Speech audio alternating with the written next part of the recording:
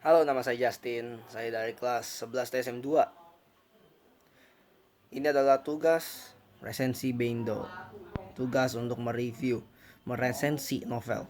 Hari ini saya akan mereview novel Godfather yang dibuat oleh Marlo Puzo di tahun 1969. Ini buku berhalaman 448. Di novel Godfather ini menceritakan tentang kehidupan keluarga mafia Corleone di Amerika Serikat yang dipimpin oleh Don Vito Corleone. Novel ini berfokus pada dunia kejahatan yang benar-benar terobsesi dengan kekuasaan, kesetiaan keluargaan, dan balas dendam dan perebutan yang pengaruh antara mafia.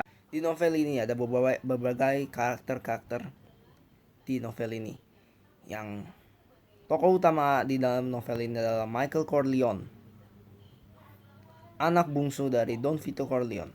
Habis itu ada Don Vito Corleone. Itu adalah bapaknya dari ketiga anak itu. Dan ada anak pertama yang bernama Sonny Corleone dan anak kedua bernama Fred Corleone.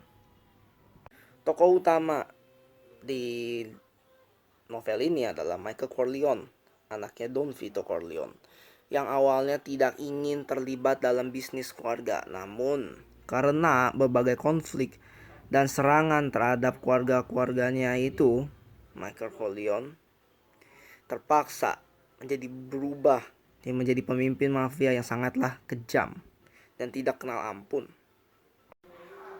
Di novel ini mempunyai alur yang maju, tetapi mempunyai alur dan cerita yang kompleks.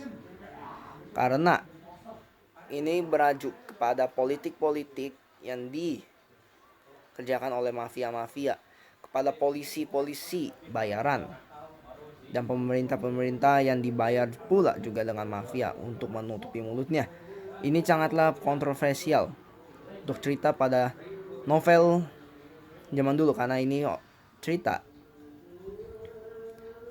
mengambil dari mafia-mafia dan lingkungan-lingkungan pada zamannya itu yang dikerjakan oleh mafia-mafia. Contohnya seperti Al Capone dan Luciano. Ingat saya. Di novel ini mempunyai tema yang menggambarkan bagaimana keluarga Corleone yang mempertahankan kekuatan dan loyalitas di tengah dunia mafia yang mempunyai penuh konflik dan pengkhianatan. Di tema-tema yang di sini yang ada di novel ini ada loyalitas keluarga, terus balas dendam, ambisi, kehormatan, dan pengkhianatan. Di dalam tema-tema itu, di novel ini juga berujuk di tema yang gelap karena bertempatan di Amerika Serikat. Apa pendapat saya dari novel Godfather ini? Sebenarnya kalau dibilang ya, pendapat saya di dalam novel ini sangatlah banyak. Pendapat saya yang pertama, novel ini sebenarnya harus dibaca oleh semua orang yang suka hobi membaca buku. Karena ini mempunyai cerita yang sangatlah kompleks, sangatlah puzzle, dan memang patut dibaca. Memang kompleks, tetapi di dalam novel ini sangatlah banyak moral yang harus diikuti. Seperti yang di dalam salah satu scene yang Michael Corleone ngomong ke Fredo Corleone, ngomong, lu gak boleh mengambil keputusan yang sendiri, yang menyakiti keluarganya sendiri. Lalu pendapat saya yang kedua, novel ini mempunyai alur cerita yang sangatlah bagus dan tidak terlalu keras, yang terlalu kekerasan yang kejam. Walaupun memang ada beberapa di beberapa scene yang kejam. Tapi ini tidak terlalu kejam seperti novel-novel yang lain atau film-film yang lain. Lalu, apa kelebihan dari cerita novel ini? Kelebihannya adalah ada mempunyai alur-alur yang menarik dan mengenakan. Karakter tokoh yang mudah diingat, yang terutama Michael dan Don Vito Corleone, dan menggambarkan dunia mafia dengan detail dan realistis, memiliki banyak pesan tentang keluarga, loyalitas, dan kekuasaan. Lalu apa kekurangan dari novel ini? Sebenarnya ada beberapa.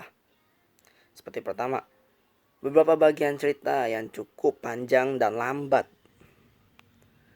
Banyak tokoh sehingga membaca bisa bingung. Dan mengandung unsur-unsur yang kekerasan dan kriminalitas. Terus ada bahasa-bahasa politik, yang pembahasan politik mafia yang terkadang sulit dipahami oleh pembaca baru. Dan ada yang terakhir, ada beberapa bagian cerita yang terasa terlalu detail dan bertele-tele. Itu sudah sekian. Itu adalah resensi saya terhadap review Godfather ini, novelnya. Sebenarnya pendapat saya, buku ini patut dibaca oleh siapapun. Yang tidak mau baca buku ini juga tidak apa-apa. Karena itu pendapat kalian sendiri.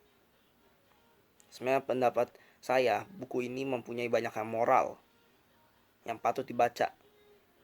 Itulah sekian dari resensi saya. Sekian, terima kasih.